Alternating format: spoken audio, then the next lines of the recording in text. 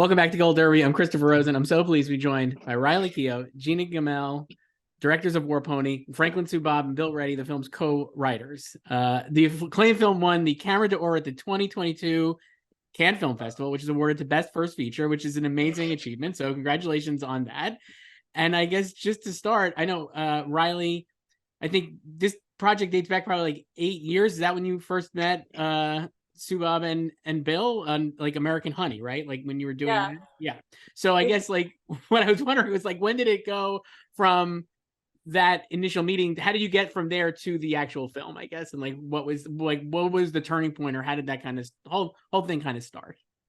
Um, well, I mean, yeah, it's been a long time, but we met in Rapid City in a car in outside of where were we? Uh, the Tell hall, the Budget Inn, is that what it is? me. A Yeah, little ratchet motel. yeah. Yeah, something like And they were like basically Andrea wanted them to be in the scene in the movie, and I think they like pulled up and they didn't know if they wanted to be in it. And then I got in their car and talked to them, and then they moved like the scene that we were shooting um, till after lunch. So we basically were stuck in or we're not stuck, but we were in the motel for like 6 hours just talking, and then we became friends. And then the movie part kind of came later. Like we just were hanging out for a while in Pine Ridge, um, and then we started like we would write things down in our phone. We would take notes if like funny things happened, and it was kind of a slow process, very slow process, I think. And then for like Subab and Bill and Gina, you guys are the co-writers of the movie, right? So like, how did you like, yeah, like how did you guys collaborate and stuff, and kind of like what was that process like? Yeah, I mean, it was like Riley said, there was like quite a lot of like quite a few years of friendship before I think the real writing started together. And so I think the beginning was just sharing stories, and both Billy and Frank are like really incredible, vivid, funny, outrageous storytellers. So I think the first part was like sharing stories about our lives and our childhoods and et cetera, et cetera. And then once we started forming it into something that felt structurally closer to what, a film might be, it was really just taking or working with Bill and Frank's stories and trying to structure them into a way that worked in a narrative sense. And then it was years of just kind of sessions together, reading things, rewriting things, reading things, rewriting things. Like we just kind of worked together, sometimes in person, sometimes over the internet. It just was quite a long and slow and gentle collaboration.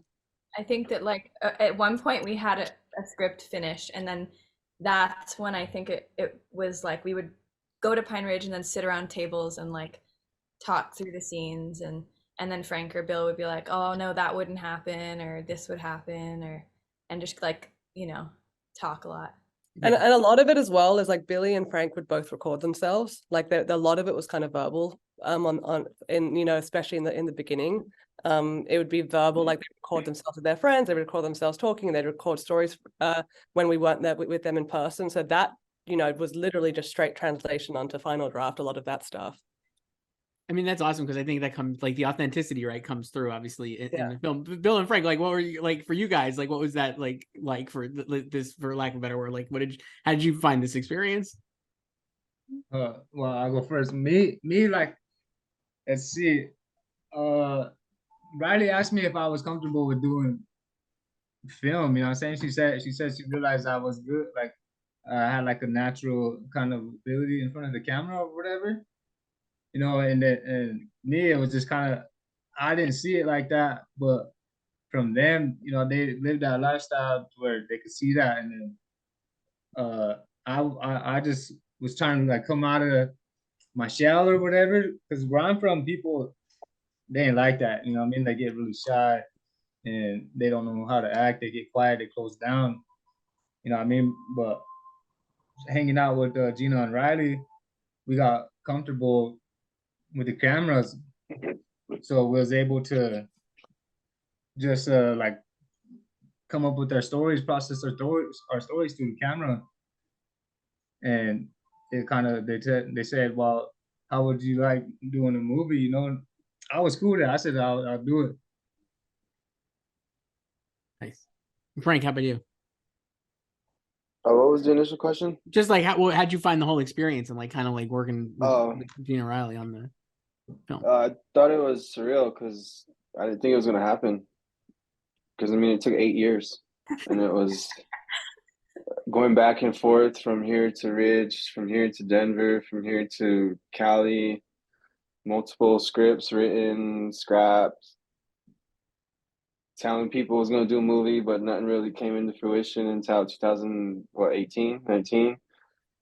And a lot of people was in it are not in it anymore. A lot of people aged out. There's just a lot of intangibles that happened with just growing up. And yeah, the fact that we did it was just surreal.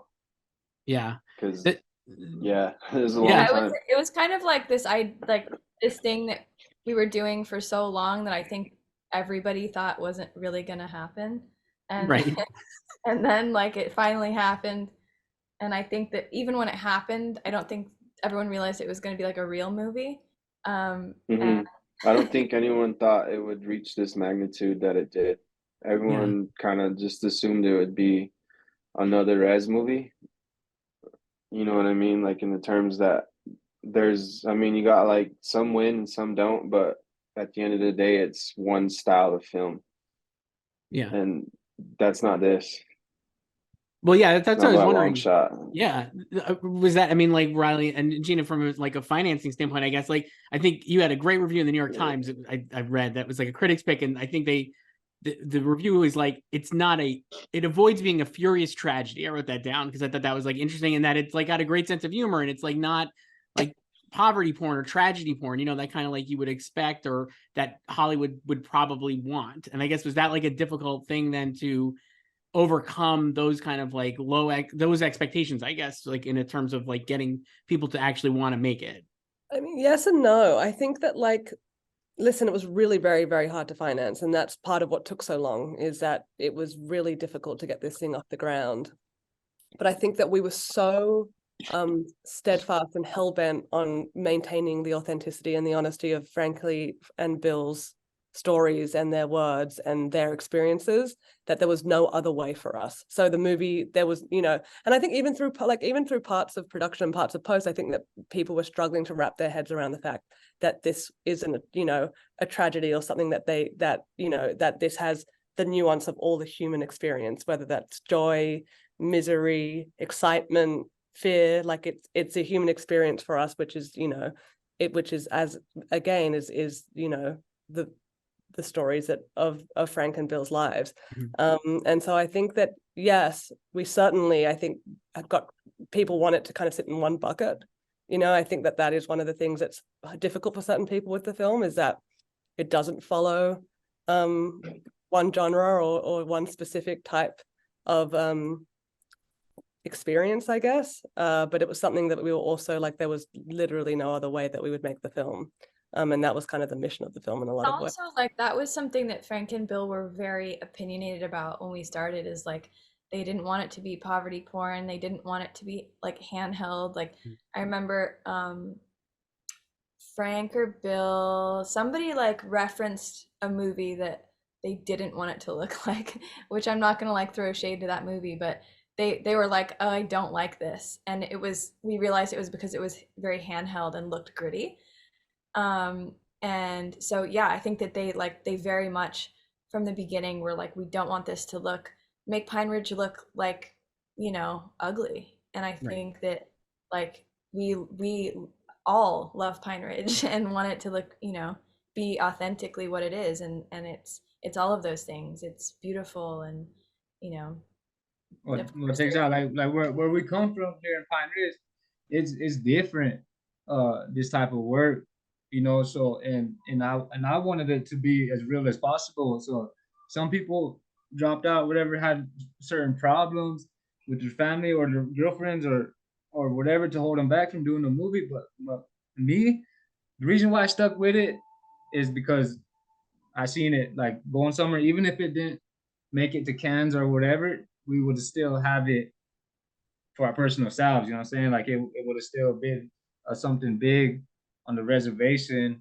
And no matter what type of mood I was in or what I was going through, I just stuck with it because I wanted them to see like the real shit that goes on here. Like, and that's what we was capturing. Yeah, I think to Bill's point, I think that he just kind of exactly what he just said is that we made it for each other, you know, like I think that we made it with Bill and Frank for Bill and Frank and their family and their friends. And I think anything beyond that was like unexpected, honestly, and a blessing. Yeah. I mean, that's awesome though, because I think that comes like, I don't know, it comes through. I think that it's like a very personal thing, but I feel like it's also universal, right? And you're able to like, it's going to reach a lot of people who maybe haven't even thought about this or like experience this, and they're going to get to, you know, movies are like empathy machines, right? So you're going to like get to experience that in a way. And I think that's really, really wonderful. Riley and Ginny, so you guys are first-time directors. I know you're also longtime friends. So how was that for you directing, and how did that dynamic play out? Like, were as co-directors, was there certain things that Riley you were like better at than Gina and vice versa, or kind of like were you the same mind? Like, how did that go for you? Drama. I think it could have gone better.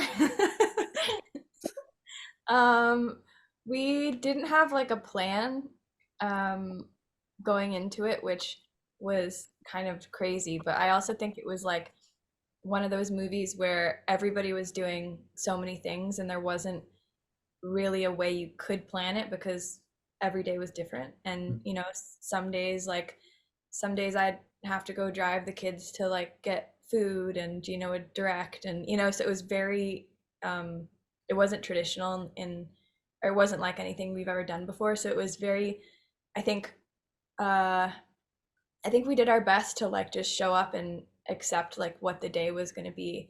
And some days like the actors wouldn't feel like acting, and you know, some days would totally, you know, be not what we planned it to be. And you know, so yeah, it was chaotic and crazy, but I think that we learned a lot.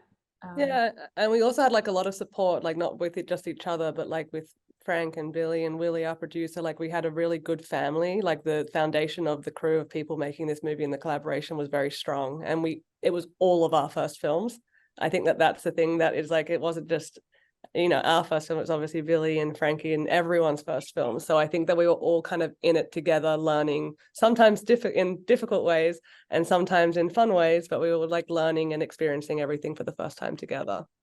Yeah, that's great. You have like, you mentioned like the actors and stuff. Obviously, it's like a lot of first-time actors, right? Like not a lot of acting experience coming into this. And I guess, and Riley, you're obviously a very accomplished actor as well. So like, how is that?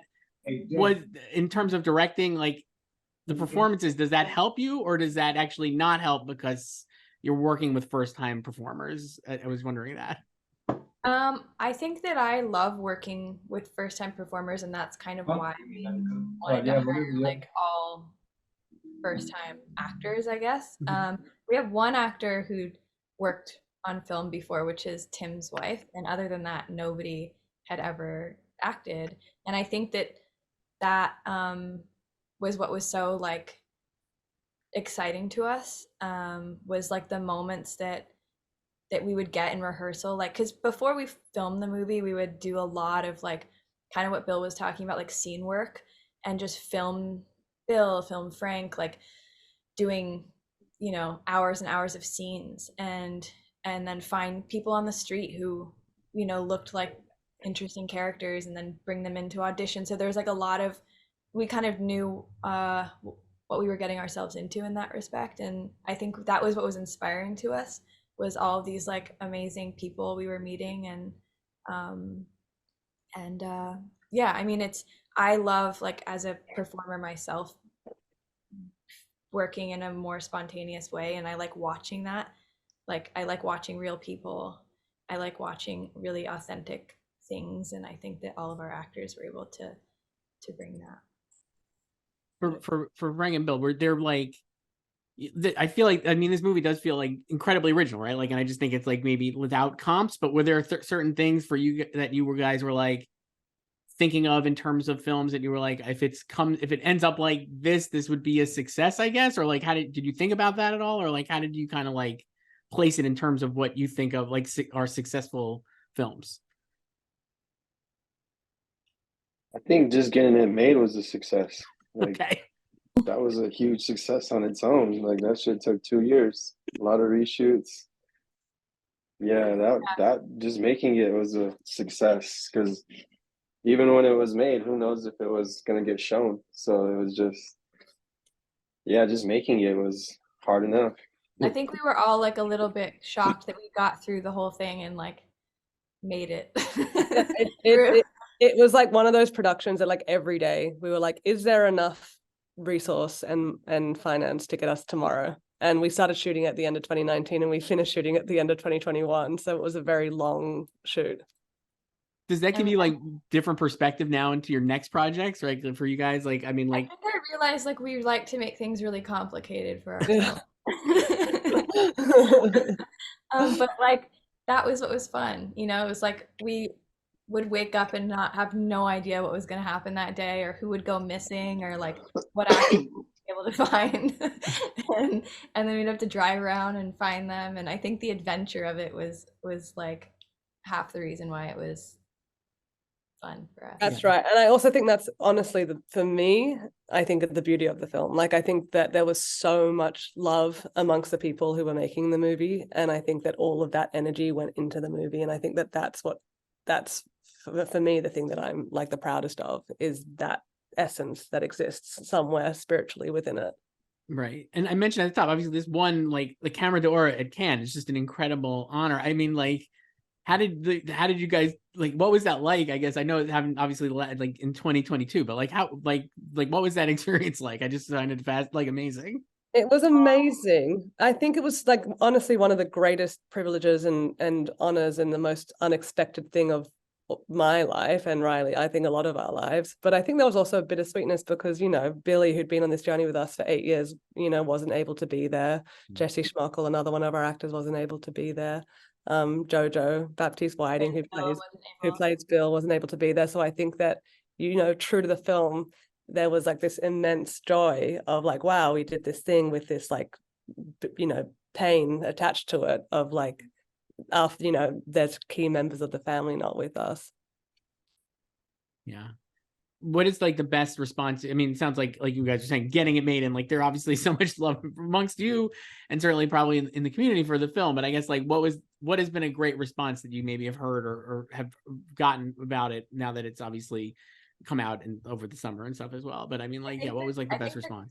I think the greatest response was showing it on the res and like that going well, because I think that's probably the scariest audience. Frankie, what about for you? I think it's just more or less that people who look like me and Bill are seen. Like they could watch that movie and see, hey, that looks just like me. Or I know my cousin who does that dumb shit.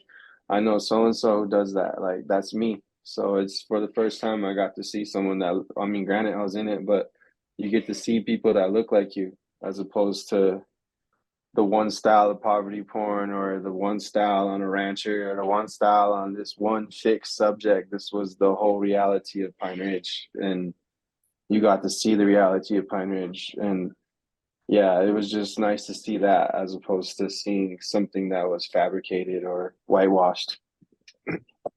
And Yeah. so like check this out. So everybody in Pine Ridge can connect to the movie. You know what I'm saying? Because we kept it so raw to where like we showed shit that happens within every family, and not only here on the reservation, but like throughout the whole United States. You know what I'm saying? Like everybody that lives a poor lifestyle or a difficult life, you know what I mean? Like they could relate to it.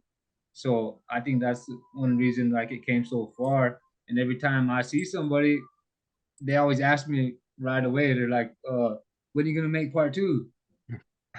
It always catches me off guard. I'm like, man, it's that good. And they're like, yeah, it's that good. Like, would you? The question I ask everybody that watched it, the first thing I ask them is, will you watch it again? And they all say, yeah. They're like, yeah, I would watch it again for sure. Yeah, it's really watchable. It is. So Riley and Gene, I guess you gotta get making enough. Work on making another one. I know, we'll make War Pony too. It's Billy and Frank's job. They gotta. I know, I feel like you guys need to put some work in and make it happen. Yeah, this was so much fun. Riley Keough, Gina Gammell, Frank Zubob, and Bill Reddy, the team behind War Pony. It's a great film. Thank you all so much for doing this. Appreciate Thank it. you for talking Thank to us. you. Thank you.